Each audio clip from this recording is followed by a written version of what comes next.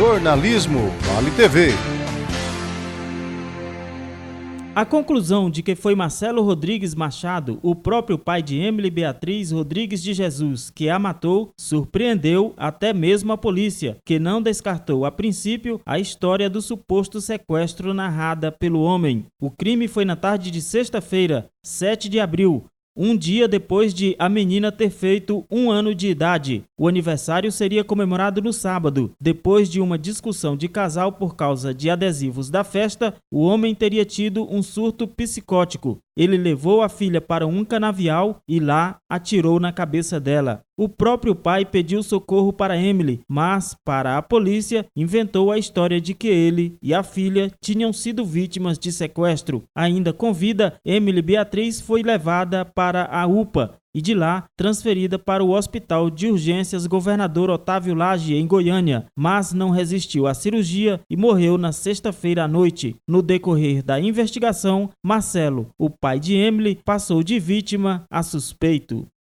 A polícia toda empenhada nesse caso, e nenhuma hora a gente partiu, deixar bem claro que a gente partiu do princípio que era ele, né? A gente tentou todas as hipóteses, né? Que eu cheguei lá, a polícia militar fez cerco, rodou, achando que teria a possibilidade de ter gente no mato, igual ele falou. A gente não descartou nenhuma hora. Todo tempo batendo na tecla que era a gente correu. Falou que tinha um carro, que tinha dado suporte, a gente botou as pessoas aqui da câmara, que foi muito importante mais uma vez, que as câmaras ficam focadas ali para a rodovia. Não achava carro do jeito que ele falou. Então, a gente nunca partiu do princípio que era o Marcelo. A gente sempre acreditou que o Marcelo estava falando. Na verdade, todo mundo empenhou realmente em achar essas supostas 4 pessoas que ele tinha relatado para a gente inicialmente, depois virou 3, depois virou 2, depois virou ele.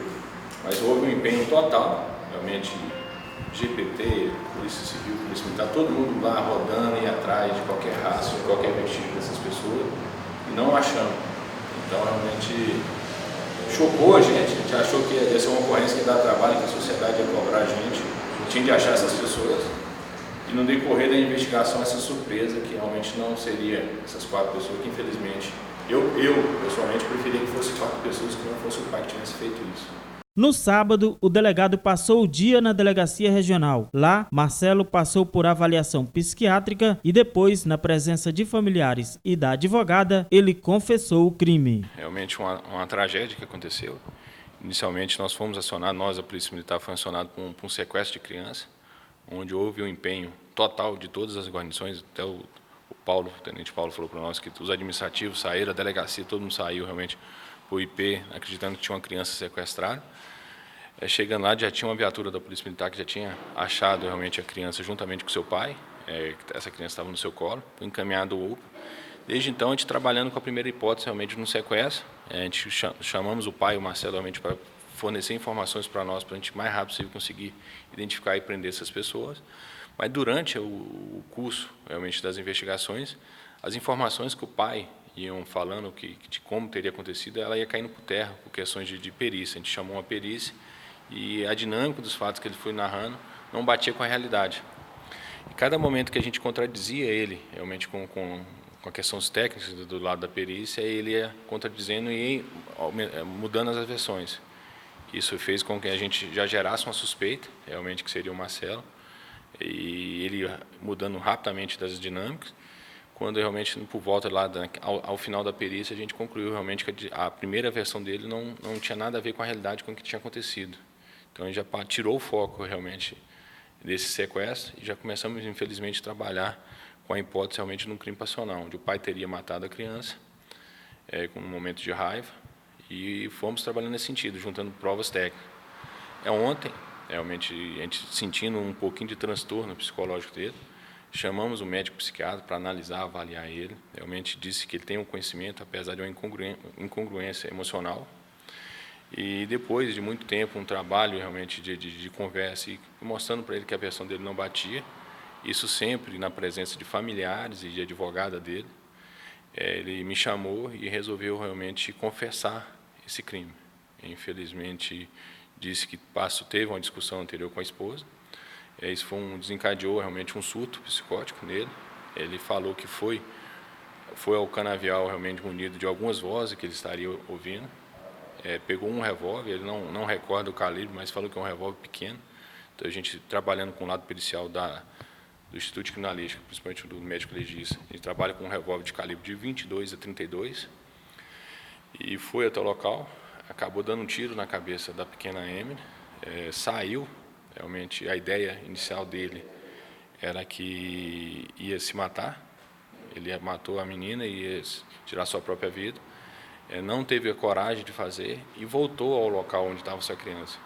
Chegando lá, a pequena Emily ainda estava mexendo, foi o momento que ele resolveu pedir ajuda, arrependeu de tudo que ele fez e tentou realmente socorrer essa criança, no momento que ele chamou a mãe, ligou para a mãe e pediu a mãe para chamar a polícia e os bombeiros. No momento que a polícia chegou, conseguiu socorrer a criança, levando ele e o pai para o UPA. Foi bem atendida, realmente, mas infelizmente tiro na cabeça. Foi rapidamente encaminhada para Pulgol, em Goiânia, chegou ainda com vida. Infelizmente chegou na cirurgia, veio a falecer. Aí, como ele viu que ela estava viva e ainda tinha esperança dela sobreviver, ele tentou falar que essas vozes eram pessoas, inventou uma história para tentar realmente ver se conseguiria voltar a ter uma vida normal. Mas hoje a polícia, tanto a Polícia Civil, a Polícia Militar, a Polícia Técnico-Científica, a gente não tem nenhuma dúvida hoje que infelizmente foi um crime passional, realmente que foi o Marcelo que fez isso. Realmente todos nós estamos chocados. A gente preferia muito ter de correr atrás de 4 indivíduos do que estar prendendo o próprio pai, ter matado a própria filha. Então, a questão agora, ele já levou para a gente mais ou menos onde estaria a arma, a gente vai fazer uma busca no local para ver se localiza essa arma, e ele ainda vai se encaminhar dessa semana para Goiânia para fazer um relatório psicologicamente das verdadeiras condições dele e para saber se ele tem ou não alguma psicopatia. A gente descarta a participação de qualquer pessoa hoje, pela própria confissão dele, pelas provas elementares que foram colhidas no local. A gente fez um trabalho de perícia extremamente bem elaborado, onde foram encontrados só o rastro dele. A gente não tem dúvida realmente que o local que ele mostrou para a gente, que teria deixado a criança deitada um tempo, foi o local onde ele atirou.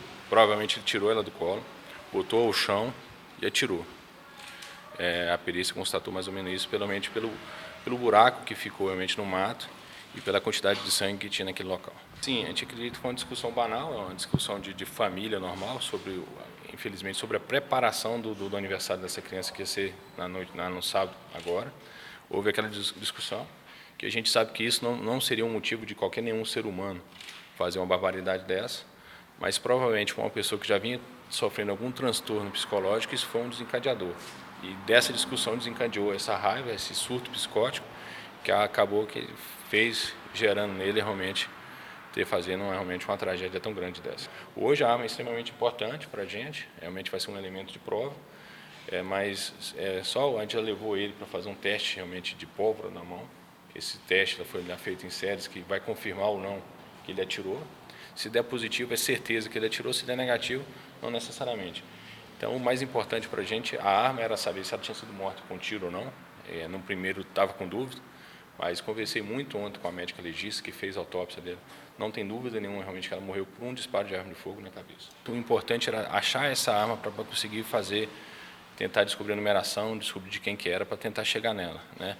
A gente não pode forçar muito ele agora, o importante era a confissão e a dinâmica dos fatos, e deixando bem claro que essa confissão foi todo o tempo acompanhada de familiares e advogados. Foi um trabalho de ganhar a confiança do Marcelo, para ele se sentir realmente seguro e se sentir realmente, quem conversava com ele via que ele queria ajuda. O semblante dele antes do fato e posterior à confissão é totalmente diferente, ele mudou, parece que aliviou, realmente agora vai ter de arcar realmente com suas consequências penais e suas consequências da sua própria consciência, mas depois que realmente ele assumiu esse crime voluntariamente, realmente mudou o semblante dele, ele já vê uma pessoa mais lúcida, uma pessoa mais, pelo menos, mais equilibrada. Na verdade, a gente trabalha hoje no direito penal com 2 insanidades, a total e a semi. Ou, às vezes, uma psicopatia, que na verdade a pessoa pode ter um problema psicológico, mas não tem a noção da realidade.